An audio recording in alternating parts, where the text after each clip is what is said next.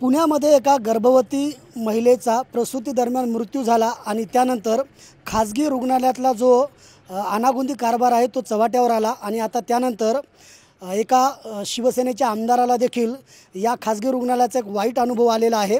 आपल्यासोबत शिवसेना आमदार संतोष बांगर आहेत। सर, तुमची ऑडिओ क्लिप व्हायरल झालेली आहे आणि अतिशय गंभीर असा हा प्रकार होता। तो रुग्ण नेमका कुठला होता आणि कोणते उपचार त्याच्यावरती करण्यात आले, हा सगळा नेमका प्रकार काय आहे? माझ्या मतदारसंघातला आदिती सरकटे 13 वर्षाची मुलगी या ठिकाणी एमजीएम हॉस्पिटलमध्ये गेल्या 10 दिवसापासून ॲडमिट होती। तिला डेंगू झालता। डेंगू झाल्याच्या नंतर मला वाटते काल दुपारी 2 वाजता तिला सांगितलं डॉक्टरने की डिस्चार्ज करा, बाकीची रक्कम भरा। तर मला वाटते की तिच्या वडिलाकडे पैसे नव्हते, कारण की 3,05,000 मेडिकलचं बिल दिलं आणि 1,80,000 दवाखान्याचं बिल पेड केलं। राहिलं होतं 1,27,000। आता 1,27,000 पैसे नाहीत, करायचं काय? हेच 4 लाख रुपये तुम्हाला सांगतो की जमीन गहाण ठेवली अर्धा एकर आणि ती 4 लाख रुपये त्या दवाखान्यामध्ये दिले। मग आता करावं काय? त्यांनी तुम्हाला सांगतो की मला फोन केला, संपर्क साधला। त्यावेळेस मी डॉक्टरला विचारपूस केली की म्हणलं तुम्ही केलं तरी काय? त्यांनी सांगितलं की आम्ही 15-15 हजाराचे 1.5 लाखाचे इंजेक्शन दिले, आम्ही 1.5 लाखाचं मेडिकल, म्हणजे मेडिकलचे 3 लाख आणि मेडिकल सोडून 2,85,000 रुपये फक्त दवाखान्याची फीस। आणि त्या ठिकाणी जर बघितलं, शुगर तपासायले लेकराची 10 खेप आणि 1200 रुपये शुगर तपासण्याचे घ्यायलेत। हाताला जी सुई लावतो आपण, त्या सुई दवाखान्यात जर बघितलं तर 7 रुपयाला आणि 8 रुपयाला ती सुई आहे। त्या ठिकाणी जर बघितलं तर 300 रुपयाला सुई लावली त्यांनी। जे सलाईन म्हणतो आपण NS, ते मेडिकलवर 10 ते 12 रुपयाला भेटतं, त्यांनी 3,000 रुपये लावलेत। बर्दरची फीस, नर्सची फीस, डॉक्टरची फीस। मला वाटते खऱ्या अर्थानं ते खाटीक नाहीत, हे MGM वाले खाटीक आहेत, ध्यानात ठेवा। आणि हे कुठंतरी रुकलं पाहिजेत। त्यासाठी रात्री आम्ही आवाज उठवलाय। सन्माननीय महाराष्ट्राचे आरोग्यमंत्री प्रकाशजी आंबेडकर साहेबालाही ज्यावेळेस मी त्यांच्या कानावरती ही गोष्ट घातली, त्यावेळेस त्यांनी त्या ठिकाणी तिथलच्या CS असतील, आरोग्य खात्यातले जे म्हणजे काय म्हणतो आपण त्यांना, डीन असतील, त्यांना बोलल्याच्या नंतर ते रात्री 1,27,000 रुपये बिल कमी करण्यात आलं। पण सर, आपण एक लोकप्रतिनिधी आहात, 10 रुपयाची वस्तू 300 रुपयाला लावणं हा गरिबाच्या खिशावरती दरोडा नाही? 100% आहे। मी तर तुम्हाला सांगतो, हे 395 खरे डाकू हे आहेत, हे बंद झालं पाहिजेत। आणि पॅरासिटामॉल केवढ्याला आहे हो?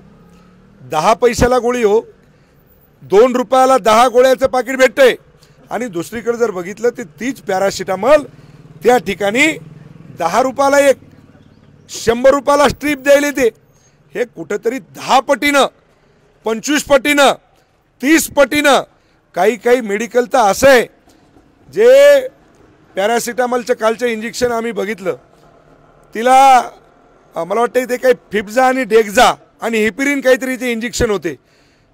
3 रुपयाला, 4 रुपयाला, 7 रुपयाला, आणि त्या इंजेक्शनाची किंमत 1200 रुपये, 800 रुपये, 1000 रुपये। हे मला वाटते कुठंतरी रोखलं पाहिजेत। आणि याच्यासाठी या ठिकाणी या लोकांवर कारवाई केल्याशिवाय मी स्वस्थ बसणार नाही। या ठिकाणी आत्तापासून या लोकांना सुधारलं पाहिजेत। आमची समिती गठीत करून या ठिकाणी सन्माननीय महाराष्ट्राचे मुख्यमंत्री आणि उपमुख्यमंत्री याच्यावर 100% निर्बंध केल्याशिवाय राहणार नाही।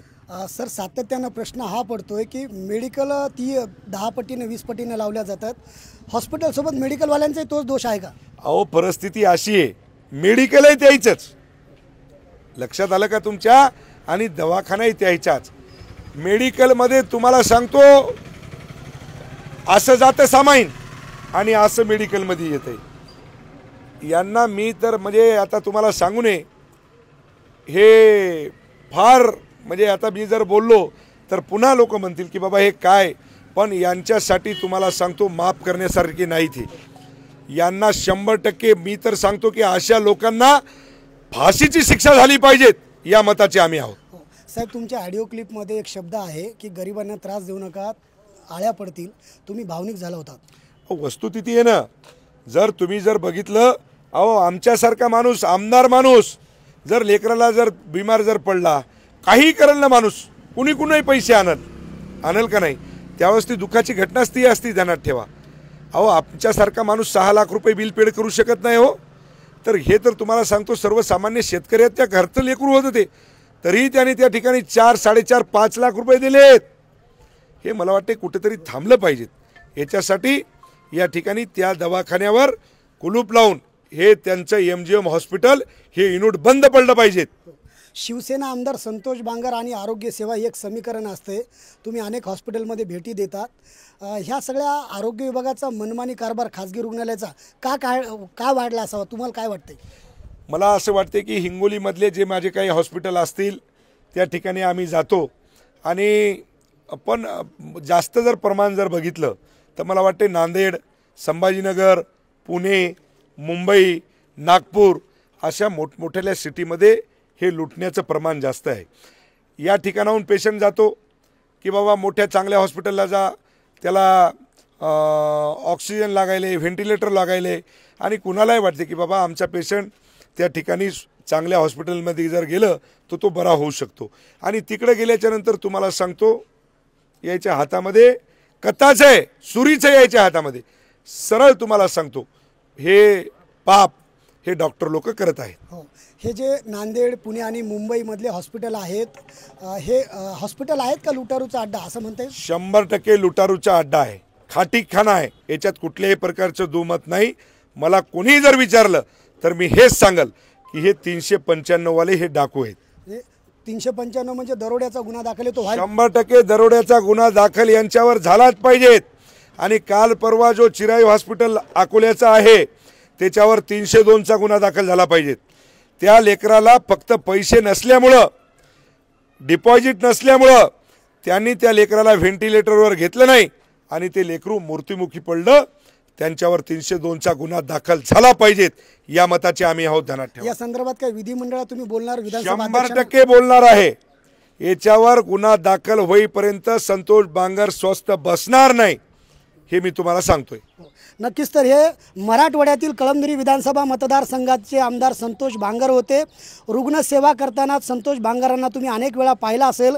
आता हेच संतोष बांगर रुग्णालयाच्या विरोधामध्ये संतप्त झालेले आहेत आणि खाजगी रुग्णालय हे रुग्णालय नाही तर तो लुटारूचा अड्डा आहे. आणि त्यामुळं दरोड्याचा गुन्हा दाखल करून या रुग्णालय प्रशासनाची नांगी ठेचली पाहिजेत, अशा प्रकारची संतप्त भावना संतोष बांगर यांनी व्यक्त केली आहे. महाराष्ट्रातील सर्व बातम्यांचे विश्वासार्ह व्यासपीठ. सकाळच्या सर्व सोशल मीडिया प्लॅटफॉर्मला लाईक, फॉलो आणि सबस्क्राईब करा. तसंच सर्व नोटिफिकेशनसाठी बेल आयकॉन प्रेस करायला विसरू नका.